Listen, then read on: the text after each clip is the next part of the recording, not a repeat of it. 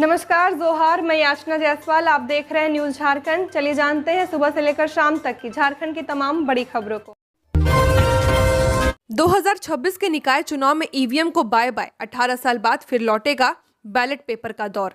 नगर निकाय चुनाव को लेकर इस बार मतदान प्रक्रिया में बड़ा बदलाव किया गया है। वर्षों बाद एक बार फिर चुनावी मैदान में पुरानी व्यवस्था की वापसी हो रही है। इस बार नगर निकाय चुनाव में इलेक्ट्रॉनिक वोटिंग मशीन की जगह बैलेट पेपर से मतदान कराया जाएगा। आयोग के इस फैसले से चुनाव की पूरी प्रक्रिया का स्वरूप बदल चुका है। ईवीएम से मतदान नहीं होने के कारण इस बार उम्मीदवारों को चुनाव परिणाम के लिए लंबा इंतजार करना पड़ेगा। पिछले चुनावों में जहां मतगणना कुछ ही घंटों में पूरी हो जाती थी, वहीं इस बार परिणाम आने में करीब 72 घंटे का समय लग सकता है। दरअसल साल 2008 के बाद व्यवस्था में सुधार के उद्देश्य से नगर निकाय चुनावों में ईवीएम को शामिल किया गया था। पिछले 2 चुनाव ईवीएम से कराए गए, जिससे मतदान और मतगणना दोनों ही प्रक्रिया तेज रही। लेकिन इस बार आयोग ने 18 साल पुरानी बैलेट पेपर प्रणाली को फिर से लागू करने का निर्णय ले लिया है। बैलेट पेपर प्रणाली के तहत मतदाताओं को इस बार एक ही बैलेट बॉक्स में 2 अलग अलग बैलेट पेपर डालने होंगे। एक बैलेट पेपर महापौर पद के लिए होगा,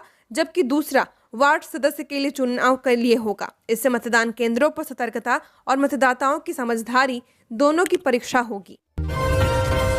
हाथियों की आपसी भिड़ंत में एक की मौत, टूटा दांत गायब, जांच में जुटा वन विभाग।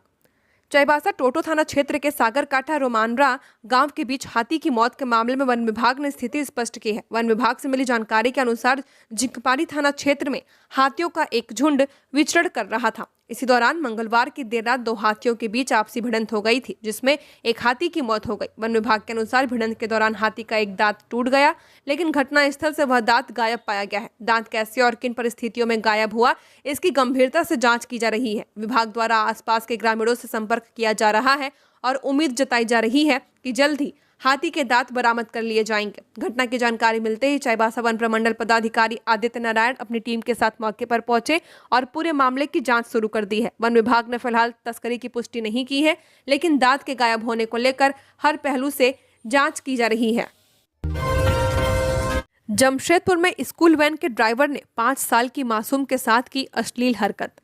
जमशेदपुर के बिरसा नगर थाना क्षेत्र से एक बड़ी खबर सामने आ रही है, जहां यह घटना इंसानियत को झकझोर कर रख देने वाली है। स्कूल से घर लौटती महज 5 साल की एक मासूम बच्ची के साथ उसके ही वैन चालक के द्वारा अश्लील हरकत करने की बात सामने आई है। इस घटना ने न सिर्फ एक परिवार के भरोसे को तोड़ दिया, बल्कि पूरे समाज को कटघरे में खड़ा कर दिया है। दरअसल जिस स्कूल वैन पर रोज भरोसे के साथ बच्चे बैठते हैं, उसी वैन में एक मासूम बच्ची की सुरक्षा तार तार कर दी गई। आरोप है कि वैन चालक ने बच्ची के साथ स्कूल से घर लौटते वक्त अश्लील हरकत की है। शाम को जब बच्ची घर पहुंची तो उसकी चुप्पी, उसका डर, उसकी टूटी हुई आंखें बहुत कुछ कह रही थी। परिजनों ने जब हिम्मत जुटाकर उससे पूछा तो मासूम ने जो बताया, उसने पूरे परिवार को भीतर तक तोड़ दिया है। जिसके बाद बिना देर किए परिजन बच्ची को लेकर थाने पहुंचे, जिसके बाद बच्ची के मां के बयान पर वैन चालक को अभियुक्त बनाया गया है। पुलिस ने पॉक्सो एक्ट सहित भारतीय दंड संहिता की सख्त धाराओं में केस दर्ज किया है। इधर सूचना मिलते ही बिरसा नगर थाना की पुलिस हरकत में आई और आरोपी वैन चालक को गिरफ्तार कर लिया। खेत में ट्रैक्टर से कुचलकर युवक की मौत। जमशेदपुर के बयांगबिल गांव में काम करने के दौरान हादसा, पुलिस ने शुरू की जांच। जमशेदपुर के सुंदरनगर थाना क्षेत्र के बयांगबिल गांव में 21 साल के युवक चंदन की मौत हो गई है। चंदन खेत में काम कर रहा था, इसी दौरान वह ट्रैक्टर की चपेट में आ गया। हादसे की वजह से युवक ने मौके पर दम तोड़ दिया। घटना के बाद गांव में हड़कंप मच गया है। आसपास खेतों में काम कर रहे ग्रामीण दौड़कर मौके पर पहुंचे, लेकिन तब तक बहुत देर हो चुकी थी। चंदन की मौत की खबर जैसे ही परिजनों को मिली, परिवार में कोहराम मच गया। गांव में शोक की लहर दौड़ गई और हर कोई इस अचानक हुई घटना से स्तब्ध रह गया। घटना की जानकारी मिलने के बाद सुंदरनगर थाना पुलिस मौके पर पहुंची। पुलिस ने शव को अपने कब्जे में लेकर आवश्यक कानूनी प्रक्रिया पूरी की और पोस्टमार्टम के लिए एमजीएम मेडिकल कॉलेज अस्पताल भेज दिया है। पुलिस के अनुसार ट्रैक्टर चालक से पूछताछ की जा रही है और यह पता लगाया जा रहा है कि हादसा लापरवाही के कारण हुआ या किसी तकनीकी कारण से। प्रारंभिक जांच में खेत में ट्रैक्टर के संचालन के दौरान सावधानी नहीं बरतते जाने की बात सामने आ रही है। पुलिस हर पहलू से मामले की जांच कर रही है। धनबाद में हाइवा की टक्कर से युवक की मौत। चापापुर मार्ग पर हुआ हादसा, परिजनों ने मुआवजा और नौकरी की मांग पर किया प्रदर्शन। धनबाद के निरसा थाना क्षेत्र के ईसीएल मुगमा एरिया अंतर्गत चापापुर टू कोलियरी मार्ग पर बीती रात एक सड़क दुर्घटना में 22 साल के युवक मिथुन कुंभकार की मौके पर मौत हो गई। मिथुन सोनवाद पंचायत के कोड़ाडंगाल निवासी था। देर रात 11 से 12 बजे के बीच वह अपने घर लौट रहा था, तभी एक अज्ञात हाईवा वाहन ने उसे टक्कर मार दी। घटना की सूचना मिलते ही परिजन और ग्रामीण बड़ी संख्या में घटना स्थल पर पहुंचे। उन्होंने शव को सड़क पर रखकर कंपनी प्रबंधन के खिलाफ विरोध प्रदर्शन शुरू कर दिया। ग्रामीणों का आरोप है कि ईसीएल प्रबंधन इस ग्रामीण सड़क का उपयोग भारी वाहनों के आवागमन के लिए कर रहा है, लेकिन सुरक्षा के कोई इंतजाम नहीं है।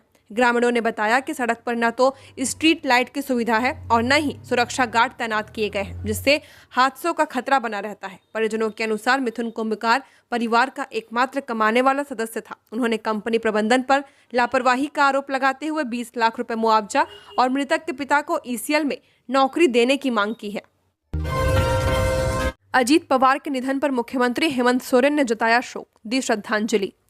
महाराष्ट्र के उप मुख्यमंत्री अजीत पवार के बारामती में हुए विमान हादसे में आकस्मिक निधन के बाद राजनीतिक गलियारों में शोक की लहर दौड़ गई है। देश के शीर्ष नेताओं ने अजीत पवार के निधन को भारतीय राजनीति के लिए एक बड़ी क्षति बताया है। इसी बीच झारखंड के मुख्यमंत्री हेमंत सोरेन ने इस घटना पर गहरा दुख प्रकट किया है। उन्होंने अपने शोक संदेश में कहा, महाराष्ट्र के बारामती में प्लेन क्रैश में महाराष्ट्र के उप मुख्यमंत्री आदरणीय श्री अजीत पवार जी समेत अन्य लोगों के आकस्मिक निधन का अत्यंत हृदय विदारक समाचार मिला है। स्वर्गीय अजीत जी का आकस्मिक निधन महाराष्ट्र की राजनीति के लिए अपूरणीय क्षति है। उन्होंने भारी संवेदना व्यक्त करते हुए आगे कहा, मरांगबुरु दिवंगत अजीत जी तथा अन्य लोगों की आत्मा को शांति प्रदान कर शोकाकुल परिवारजनों, पार्टी कार्यकर्ताओं और शुभचिंतकों को दुख की यह विकट घड़ी सहन करने की शक्ति दे।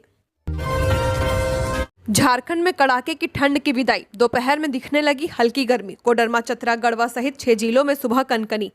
झारखंड में अब कड़ाके की ठंड की विदाई लगभग तय मानी जा रही है। मौसम के मिजाज में लगातार बदलाव देखने को मिल रहा है। सुबह और रात के समय यहाँ हल्की ठंड बनी हुई है। वहीं दोपहर में तेज धूप और बढ़ते अधिकतम तापमान के कारण गर्मी का एहसास होने लगा है। हालात ऐसे हैं कि लोग अब भारी जैकेट छोड़कर हल्के स्वेटर से ही काम चला रहे हैं। पिछले 24 घंटे के मौसम की बात करें तो राजधानी रांची में न्यूनतम तापमान 8.4 डिग्री सेल्सियस दर्ज किया गया, जबकि राज्य में सबसे ज्यादा तापमान 30.4 डिग्री सेल्सियस चाईबासा में रिकॉर्ड किया गया है। मौसम विभाग के अनुसार आने वाले दिनों में न्यूनतम तापमान में हल्की बढ़ोतरी हो सकती है, जबकि दिन का तापमान और ऊपर जाने के संकेत मिल रहे हैं। नॉर्थ वेस्ट झारखंड के कोडरमा, चतरा, गढ़वा, लातेहार, लोहरदगा और पलामू जिलों में सुबह के समय अभी भी ठंड का असर देखने को मिलेगा। इन जिलों में अधिकतम तापमान 25 से 30 डिग्री सेल्सियस के बीच रहने की संभावना है। झरिया के पूर्व विधायक संजीव सिंह ने धनबाद मेयर पद के लिए पेश की दावेदारी। भाजपा प्रदेश अध्यक्ष को लिखा पत्र। नगर निकाय चुनाव 2026 की तारीखों के ऐलान से झारखंड की राजनीति में हलचल तेज कर दी है।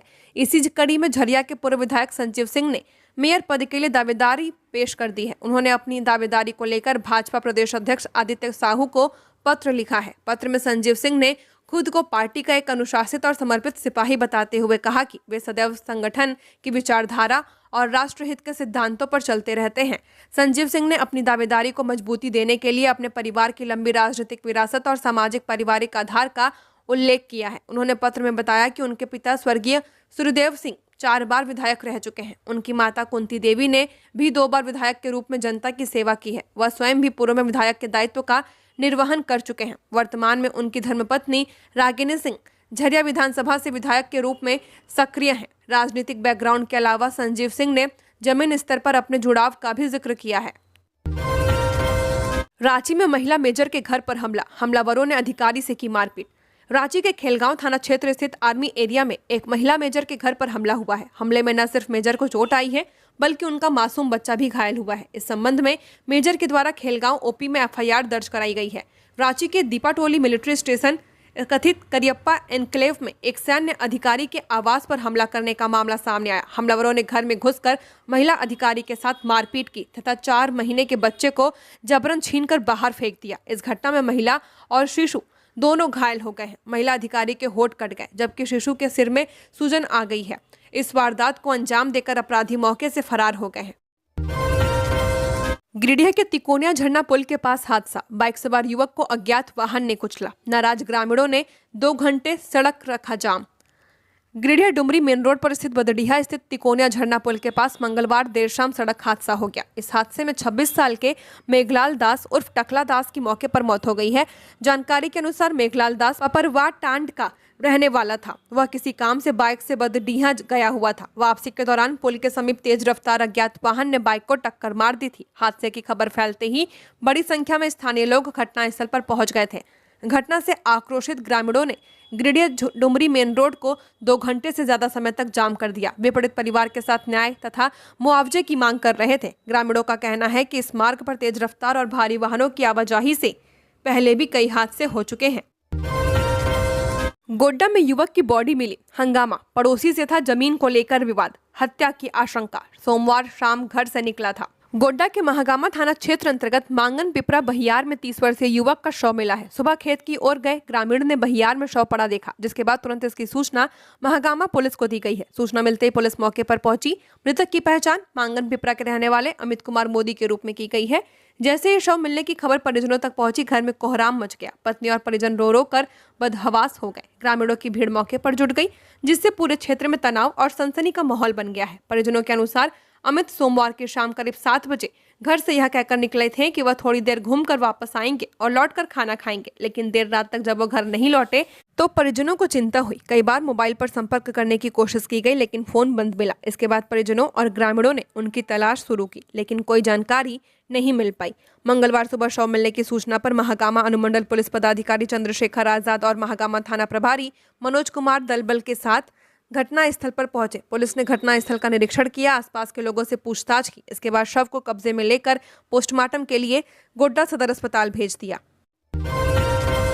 शराब और जमीन घोटाला, निलंबित आईएएस विनय चौबे के सीए से एसीबी करेगी पूछताछ। झारखंड के चर्चित शराब और जमीन घोटाले से जुड़े मनी लॉन्ड्रिंग और आय से ज्यादा संपत्ति के मामले में भ्रष्टाचार निरोधक ब्यूरो जांच कर रहा है। इसी क्रम में एसीबी निलंबित आईएएस अधिकारी विनय कुमार चौबे के चार्टर्ड अकाउंटेंट उपेंद्र शर्मा से पूछताछ करेगी। एसीबी ने उपेंद्र शर्मा को समन भेजकर तलब किया है। एसीबी सीए उपेंद्र शर्मा से उन सारे वित्तीय लेन देन का ब्यौरा मांगेगी जो विनय चौबे और उनके करीबियों के खातों से हुए हैं। जांच में यह आरोप सामने आया है कि विनय चौबे ने शराब और जमीन घोटाले से प्राप्त काली कमाई को ठिकाने लगाने के लिए अपने रिश्तेदारों के बैंक खातों, शेल कंपनियों और रियल एस्टेट सेक्टर का सहारा लिया है। झारखंड नगर निकाय चुनाव, रांची में मतगणना के लिए 5 भवनों का चुनाव विकल्प के तौर पर होगा इस्तेमाल। नगर निकाय चुनाव को लेकर मतगणना स्थल को लेकर स्थिति स्पष्ट करने की कवायद तेज हो चुकी है। हाईकोर्ट के आदेश के बाद रांची के पंडरा बाजार स्थित मतगणना स्थल पर फिलहाल रोक लगी हुई है। इसी को ध्यान में रखते हुए जिला प्रशासन ने वैकल्पिक व्यवस्था के तौर पर शहर के 5 प्रमुख भवनों को चिन्हित किया है और इन स्थलों का निरीक्षण कर प्रस्ताव तैयार करने की प्रक्रिया शुरू कर दी है। इस संबंध में जिला निर्वाचन पदाधिकारी सह उपायुक्त रांची की ओर से संबंधित विभागों को पत्र जारी कर मतगणना एवं वज्रगृह के लिए संभावित स्थलों का भौतिक निरीक्षण कराने का निर्देश दिया गया है। स्पष्ट किया गया कि आगामी चुनावों को देखते हुए मतगणना और वज्रगृह के लिए उपयुक्त स्थान का चयन किया जाना आवश्यक है। इसी क्रम में गैर सरकारी और सरकारी भवनों को विकल्प के रूप में चिन्हित किया गया है। जिन 5 स्थलों को विकल्प के तौर पर रखा गया है उनमें खेलगांव स्थित शेख भिखारी मेडिकल प्रशासनिक भवन परिसर, मोहराबादी स्थित डॉक्टर श्यामा प्रसाद मुखर्जी महाविद्यालय, नामकुम के सिरका टोल स्थित Jharkhand university of technology Namkum के रिंग रोड पर स्थित सरला बिरला यूनिवर्सिटी तथा कांके के रिंग रोड स्थित ट्रांसपोर्ट नगर शामिल है। इन सभी स्थलों का निरीक्षण कर विस्तृत प्रतिवेदन तैयार किया जाएगा, जिसे आगे कार्यालय को भेजा जाएगा। फर्जी कागजात पर जमीन हड़पने का आरोप, आदिवासी संगठनों ने सरना झंडा गाड़कर जताया विरोध। जल जंगल और अपनी जमीन को बचाने को लेकर आदिवासी संगठनों ने मोर्चा खोल दिया है। इसकी शुरुआत रामगढ़ जिले से शुरू कर दी गई है। यह बात एक केंद्रीय महासचिव आदिवासी जन परिषद के नेता प्रकाश मुंडा ने कही है। उन्होंने कहा कि गैर आदिवासियों द्वारा षड्यंत्र के तहत फर्जी कागजात बनाकर आदिवासियों के जमीन को लूटा जा रहा है। इसे आदिवासी संगठन कभी बर्दाश्त नहीं करेगा।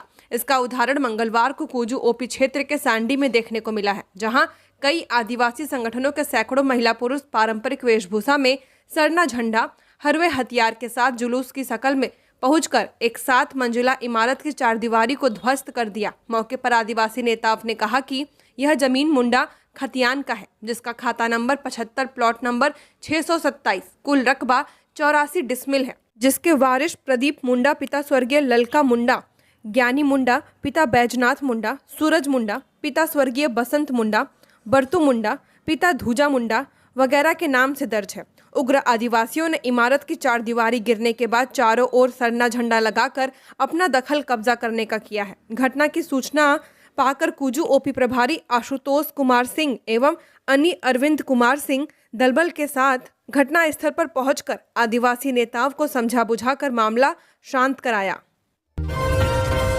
कांग्रेस प्रदेश अध्यक्ष मंत्री सहित कई नेता दिल्ली तलब, शीर्ष नेतृत्व के साथ करेंगे अहम बैठक। झारखंड कांग्रेस के प्रदेश अध्यक्ष केशव महतो कमलेश और कांग्रेस कोटे के मंत्रियों को दिल्ली बुलाया गया है। केंद्रीय नेतृत्व के साथ होने वाले इस बैठक में कांग्रेस अध्यक्ष मल्लिकार्जुन खड़गे, नेता प्रतिपक्ष राहुल गांधी और संगठन प्रभारी केसी वेणुगोपाल भी मौजूद रहेंगे। बैठक का मुख्य एजेंडा राज्य की राजनीतिक रणनीति और कांग्रेस की प्राथमिकताओं पर चर्चा करना है। इसके अलावा राष्ट्रीय अध्यक्ष के आवास पर आयोजित इस बैठक में विधायकों द्वारा हाल ही में उठाई गई शिकायतों को भी रखा जाएगा। माना जा रहा है कि मंत्रियों से इन शिकायतों के संबंध में सवाल किए जा सकते हैं। बता दें, राज्य के कई विधायकों ने पिछले सप्ताह दिल्ली जाकर केंद्रीय नेतृत्व से मुलाकात की थी और मंत्रियों पर प्राथमिकता न देने का आरोप लगाया था। इस पर आलाकमान ने मुख्यमंत्री हेमंत सोरेन और कांग्रेस प्रभारी के राजू से बात करने के निर्देश दिए थे। बैठक में के राजू, केशव महतो कमलेश, विधायक दल के नेता प्रदीप यादव, उपनेता राजेश कश्यप, मंत्री राधाकृष्ण किशोर, इरफान अंसारी, दीपिका पांडे सिंह, शिल्पी नेहा तिर्की सहित सांसद और पूर्व प्रदेश अध्यक्ष भी शामिल होंगे। रिम्स ऑडिटोरियम में अभिनव सिंह बस्सी और आचार्य प्रशांत के शो की खबर गलत, प्रबंधन ने किया स्पष्ट खंडन।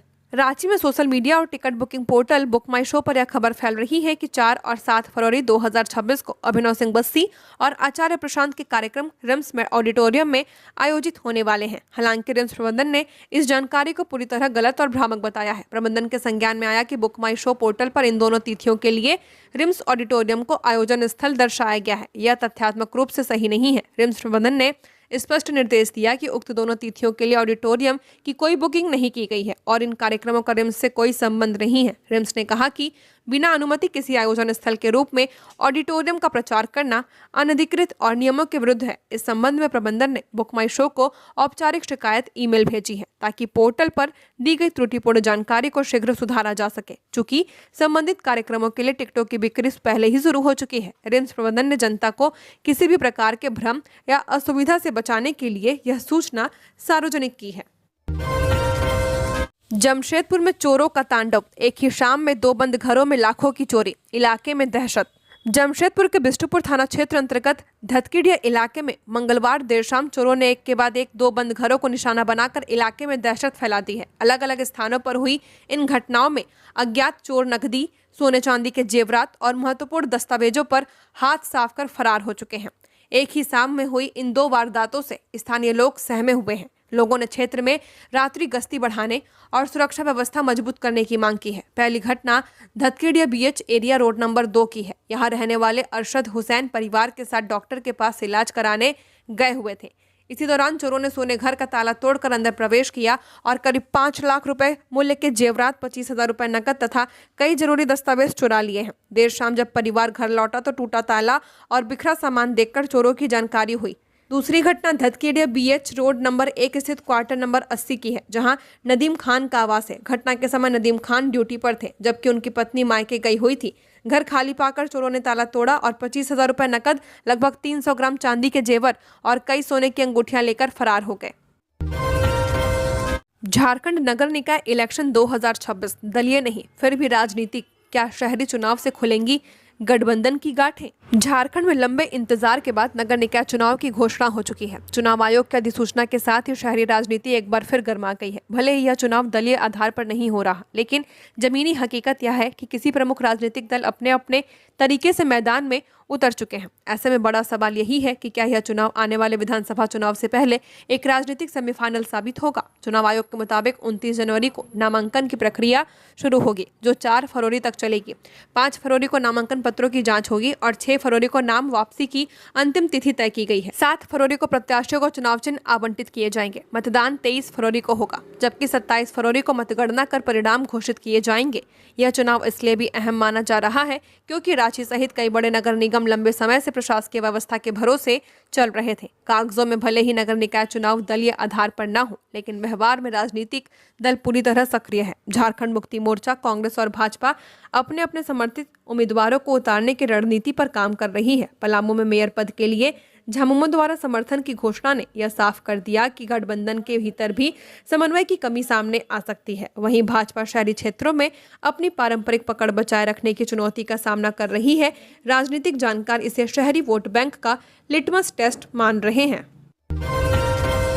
जमशेदपुर के कालिंदी नदी में बच्चा डूबा, सिस्टम किनारे खड़ा रहा, अब तक न सुराग न जवाब। जमशेदपुर के बारीडीह स्थित डोंगा घाट पर 11 साल के अंकुश कालिंदी नदी में डूब गया, लेकिन उससे भी ज्यादा डरावनी तस्वीर उसके बाद सामने आई है। एक ऐसा प्रशासन जो नदी के किनारे तो देखा पर हालात में उतरने की हिम्मत नहीं जुटा पाया। घटना 26 जनवरी की दोपहर करीब 2 बजे के आसपास की है, जब बिरसा नगर निवासी अंकुश नदी में डूबा। अगर तत्काल सुनियोजित और संसाधन युक्त कार्रवाई होती तो शायद हालात कुछ और होते, लेकिन बीतते घंटों के साथ उम्मीद भी बहती चली गई। 24 घंटे से ज्यादा समय गुजर चुका है, पर बच्चे का कोई पता नहीं चल पाया है। मंगलवार सुबह क्षेत्र की विधायक पूर्णिमा दास साहू घटना स्थल पर पहुंची और परिजनों को आश्वासन दिया कि रांची से एनडीआरएफ की टीम भेजी जा रही है, मगर शाम ढल गई, रात गुजर गई और एनडीआरएफ कहीं नजर नहीं आई। इंस्टाग्राम लव से कोडरमा के गांव तक बवाल। बंगाल की प्रेमिका से शादी कर हैदराबाद में रहा, अचानक हुआ गायब। घर तक पहुंची युवती। कोडरमा के मरकच्चो थाना क्षेत्र अंतर्गत मुरकमनाय पंचायत के ग्राम बेला में बीती रात अचानक अफरा तफरी का माहौल बन गया। पश्चिम बंगाल की एक युवती महिला मोर्चा के साथ गांव पहुंची और जमकर हंगामा किया है। युवती का आरोप है कि बेला गांव निवासी नितेश पंडित से उसकी पहचान इंस्टाग्राम के जरिए हुई थी। बातचीत धीरे धीरे प्यार में बदल गई। दोनों ने एक मंदिर में शादी भी किया है। युवती का दावा है कि इसके बाद दोनों हैदराबाद में 7 से 8 महीने तक पति पत्नी की तरह रह रहे थे। युवती के अनुसार कुछ समय बाद नितेश पंडित बिना किसी सूचना के अचानक फरार हो गया। मोबाइल बंद होने के कारण उससे संपर्क टूट गया।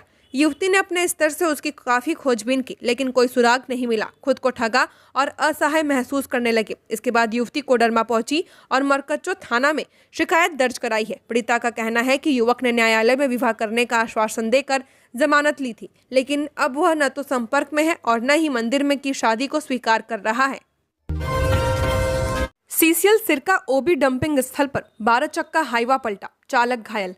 रामगढ़ के सीसीएल सिरका कोलियरी स्थित ओबी डंपिंग स्थल पर बीते मंगलवार की देर रात एक बड़ा हादसा हो गया। आउटसोर्सिंग कंपनी कृष्णा इंफ्रास्ट्रक्चर का 12 चक्का हाईवा ट्रक ओबी डंपिंग के दौरान पलट गया, जिससे कोलियरी क्षेत्र में अफरा तफरी मच गई है। इस हादसे में हाईवा चालक को अंदरूनी चोटें आई हैं। जानकारी के अनुसार मंगलवार देर रात सिरका कोलियरी में ओबी खनन कार्य में लगे कृष्णा इंफ्रास्ट्रक्चर आउटसोर्सिंग कंपनी का हाईवा खनन स्थल से ओबी लोडिंग लेकर डंपिंग स्थल पहुंच गया था। डंपिंग के दौरान जब चालक वाहन को पीछे बैक कर रहा था, उसी दौरान संतुलन बिगड़ गया और हाईवा पलट गया। हाईवा पलटते ही कोलियरी क्षेत्र में हड़कंप मच गया। चालक को अंदरूनी चोटें आई हैं, हालांकि उसकी स्थिति फिलहाल खतरे से बाहर बताई जा रही है। घटना की सूचना मिलते ही कोलियरी प्रबंधन और आउटसोर्सिंग कंपनी के कर्मी मौके पर पहुंचे। घटना के बाद आनन फानन में पलटे हाईवा को डंपिंग स्थल से हटाया गया है। बुधवार सुबह डोजर मशीन की मदद से ओबी गिरे क्षेत्र को साफ कर दिया गया,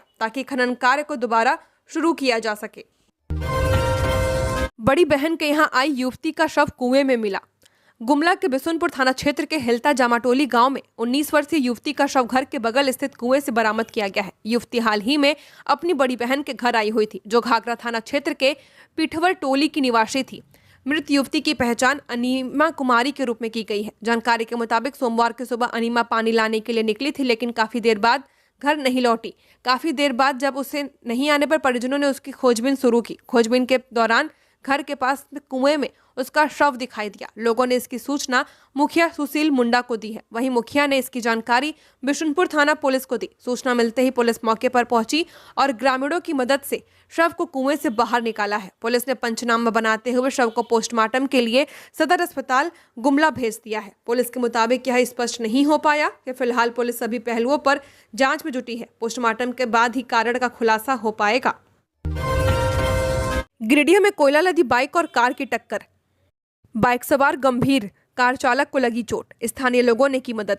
गिरिडीह के बगोदर थाना क्षेत्र अंतर्गत हरिहर धाम रोड पर मंगलवार देर रात एक भीषण सड़क हादसा हो गया। रात करीब 10 बजे कोयला लदी बाइक और एक कार के बीच आमने सामने की जोरदार टक्कर हो गई। हादसे में बाइक सवार गंभीर घायल हो गया, जबकि कार चालक को भी चोटें आई हैं। टक्कर इतनी तेज थी कि दोनों वाहन बुरी तरह क्षतिग्रस्त हो गए हैं और बाइक पर लदा कोयला सड़क पर फैल गया, जिससे कुछ देर के लिए मार्ग पर अफरा तफरी की स्थिति बन गई। स्थानीय लोगों के अनुसार बाइक सवार हजारीबाग की ओर से बगोदर की तरफ कोयला लेकर जा रहा था, वहीं दूसरी ओर से कार बगोदर से हरिहर धाम रोड होते हुए जा रही थी। इसी दौरान अचानक दोनों वाहनों की आमने सामने टक्कर हो गई। तेज आवाज सुनकर आसपास के ग्रामीण और राहगीर मौके पर पहुंचे।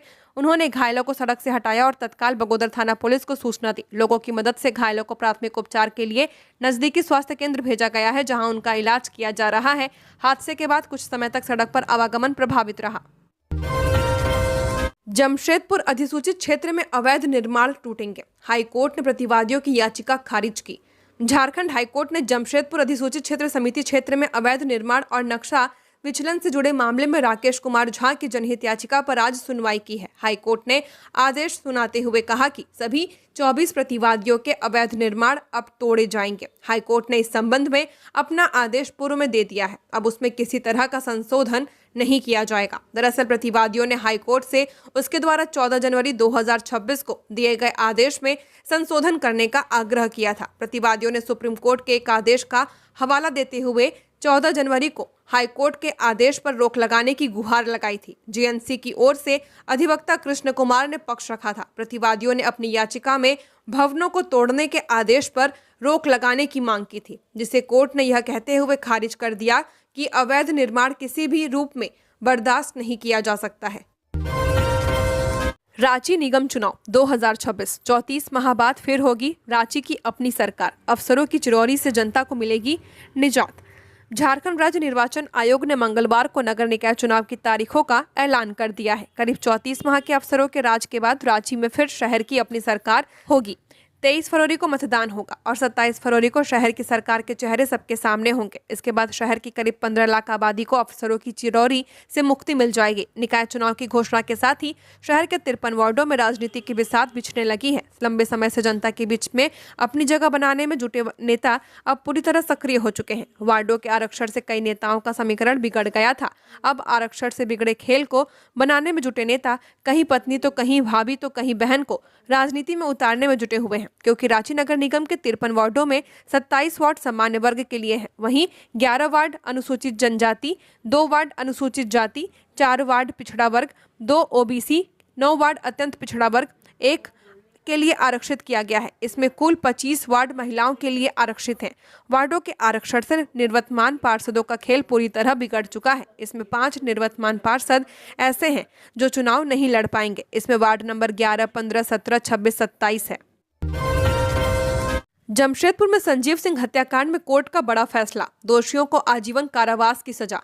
संजीव सिंह हत्याकांड मामले में कोर्ट ने दोषी दुबराज नाग और मृतक के चचेरे भाई जितेंद्र सिंह को आजीवन कारावास की सजा सुनाई है। दोनों दोषियों को अपनी अंतिम सांस तक जेल में रहना होगा। साथ ही कोर्ट ने दोनों दोषियों पर 30-30 हजार रुपए का जुर्माना भी लगाया है। करीब 10 साल बाद कोर्ट ने मामले में दोषियों को सजा सुनाया है। मामले में 13 लोगों की गवाही हुई है। हालांकि साक्ष्य के अभाव में कोर्ट ने 6 आरोपी मंगल टूडू, मोहन कश्यप, मिथुन चक्रवर्ती, चित्रू सरदार, डोमिनिक सैमसंग और सरफुद्दीन को बरी कर दिया है। इसी महीने कोर्ट ने दोनों को दोषी करार दिया था। कोर्ट में अभियोजन की ओर से senior public prosecutor Virendra Kumar ने सरकार का पक्ष रखा था। जमशेदपुर के गोविंदपुर क्षेत्र में 12 मई 2016 को जोजो बेड़ा रेलवे फाटक के पास जमीन विवाद में दिन दहाड़े संजीव सिंह की गोली मारकर हत्या कर दी गई थी। उस दिन सुबह करीब 9 बजे संजीव सिंह अपनी गाड़ी से सोपोडेरा से टेल्को की ओर जा रहे थे। रास्ते में जोजो बेड़ा रेलवे फाटक बंद होने के कारण वे वहां रुके थे। इसी दौरान पहले से घात लगाए अपराधियों ने उन पर फिल्मी अंदाज में ताबड़तोड़ फायरिंग कर दी थी, जिससे उनकी मौके पर मौत हो गई थी। झारखंड की और खबरों के लिए बने रहिए हमारे साथ। हमारे चैनल न्यूज़ झारखंड पर चैनल को सब्सक्राइब करें, साथ बेल आइकन को प्रेस करें। नमस्कार।